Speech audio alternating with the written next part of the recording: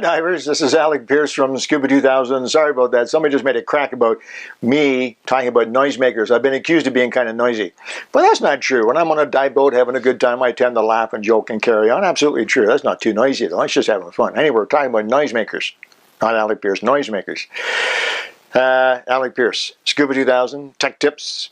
Here we go. Hopefully this will give you some ideas and maybe make your dive a little bit safer. Most divers have heard about noisemakers, but they may have some misconceptions about what noisemakers actually are, and they don't really know what's available and should they have them and so on. The most common noisemaker, been around forever, is the whistle.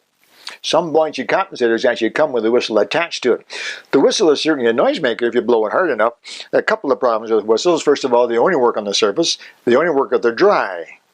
Neither of which is all that common when you're scuba diving, but it can be useful. I'm not saying don't carry a whistle. I'm just saying it's not really, truly a diver noisemaker.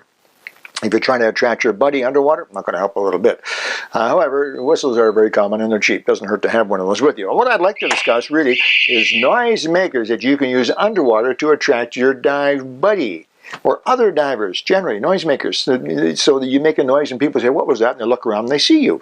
That can happen very often. If you're diving with a buddy who's not that attentive, if you're diving with a buddy who's a photographer or something, then often it's hard to get their attention.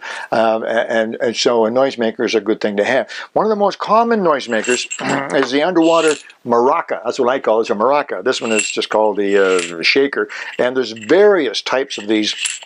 They come in plastic with little balls in them. The one that we like is this stainless steel aluminum combination with steel balls. And you shake this underwater, and it isn't just the fact that it makes quite a bit of noise, but also it's a very unique noise. Underwater there are lots of noises. Any of you who have been diving underwater know that it is not the silent world, as Jacques Cousteau said many years ago. In fact, just the opposite. It's actually quite noisy underwater.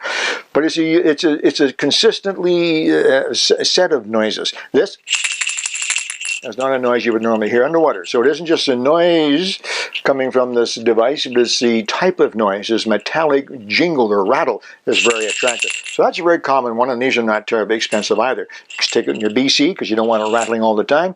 Your buddy's not paying attention. Hey, over here. It works pretty well. A similar model is this one. This one clips onto your BC almost anywhere and just hangs there and makes, hear the noise? No, it doesn't make any noise at all until you take off the magnetic cap. This little thing actually makes more noise than the previous one. This is great. And you can hear that a long ways underwater. Those metallic clings and clanging and clinging, clanging, whatever. Those metallic sounds travel a long ways underwater. And that'll get your buddy's attention. Like that. And there it is. Put the magnetic cap back on if you want to so it doesn't rattle when you're just swimming around, and you've got a great little noisemaker. Not terribly expensive, and stainless steel almost entirely. Should last a long time. Rinse it. Give it a bit of oil once in a while. It'll last you forever. And this is the same device. But this one's got a pointer on it. So if you're doing muck diving, or if there's a current and you're trying not to touch the reef, you'll see often experienced divers and photographers and so on, they use this to touch some part of the reef that is not fragile, to keep themselves from bumping into the reef with their fins in their body. A muck stick. You'll often see dive masters have something like this. They put it up the sleeve of their wetsuit, and they can take it out, point out something, touch something, hold themselves off the reef. And this particular model has a noisemaker built in. Kind of a neat idea. Clips again onto your BC or held in a variety of ways. So there's some of the common noisemakers. I wanted to show you this type of noisemaker, which has been around for quite a while, and a lot of divers love this. This is called, many names, the Subduct, the Dive Alert, or whatever. It's a pneumatic. This actually makes, it's a horn that uses air pressure from your tank. This is what it looks like in the packaging. Well, let me show you how this works. These are pretty good. They're pretty good. They're not cheap. These probably cost between $70 and $100 for one of these pneumatic devices, but they're actually very, very good. Here I have a scuba tank, and you'll see how this works. You'll notice that it has a nipple, that's what this is called, and a quick release on here, because what you do is you take your buoyancy compensator and you put it on like so, snaps on like so, and then this goes on to the BC. So essentially this pneumatic horn, you see, is spliced in between your air pressure hose, your low pressure air hose, and your buoyancy compensator filler. So now you can put air into the BC, some BCs, not this one, it's in for service. Obviously this one won't work, but if you press this red button, big red button, and you get lots of noise. Lots of noise. You can press a little wee bit or press it a whole lot. I'll tell you, your buddy will come a hooting. If you're on the surface and the dive boat is some distance away, you can hold that down. Nobody's going to miss this. These are extremely loud.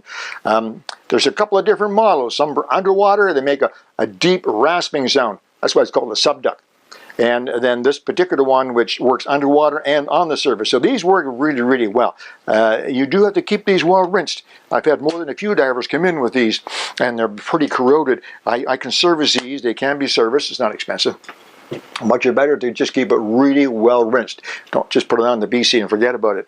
And one last one, I can't stop talking about noisemakers without mentioning the incredible, the old, venerable tank banger, because it's still available, it's still used. Just a rubber band with a heavy plastic ball. This replaces the knife. Some divers say, well, I just take my knife and bang on my tank. Well, you know, if you're pretty gymnastic, you can do that. It's not good for the knife or the tank, but it does work. This is better. For just a few dollars. You ready? Your buddy will hear that. That's that big metallic clank. And you see it? Just a plastic ball. Just snaps onto the bottom of the tank and away you go. The biggest problem with these is you forget to take them off when you leave the resort at the end of the week. Don't forget to take your tank banger home with you. Make a list. Anyway, there are some couple of ideas on noisemakers. Noisemakers for the surface, noisemakers for underwater for attracting your buddy. There's other noisemakers on the market as well. Just be very careful. Do your best to get a quality one. There's no point spending $25 or $30 on a noisemaker that only lasts for a couple of dives. You're better off to spend a little bit more for a noisemaker that will last a long, long time. Tuck it away, have it ready. When you need it, there it is. Noisemakers are useful. Hope this has been a little bit interesting, a little bit enlightening. This is Alec Peirce, Tech Tips, Scuba 2000. See you again soon.